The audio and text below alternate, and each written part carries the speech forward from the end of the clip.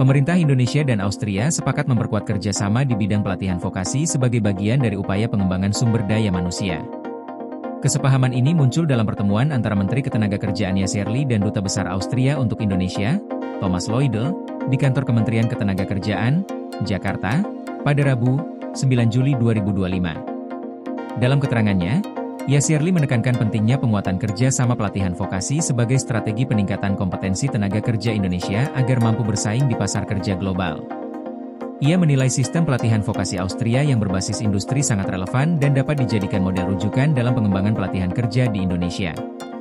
Yasserli juga menyampaikan ketertarikan terhadap skema pemagangan yang memungkinkan lulusan Balai Latihan Kerja atau BLK Indonesia untuk menjalani pelatihan kerja langsung di industri Austria selama 2 hingga 3 tahun. Ia menegaskan bahwa skema ini tidak hanya soal penempatan kerja, tetapi juga sebagai bentuk penguatan kapasitas tenaga kerja nasional. Ia menekankan bahwa pemerintah Indonesia ingin memastikan perlindungan bagi peserta magang terpenuhi secara menyeluruh, mengingat Indonesia memiliki 2 jalur utama pengiriman tenaga kerja ke luar negeri, yaitu sebagai pekerja migran dan peserta pemagangan. Selain itu, Yasserli membuka peluang kerja sama baru, termasuk pembangunan balai latihan kerja baru di berbagai daerah di Indonesia dengan dukungan dari Austria. Ia juga menyambut baik usulan pertukaran peserta vokasi antara kedua negara sebagai bagian dari pertukaran pengetahuan dan pengalaman kerja.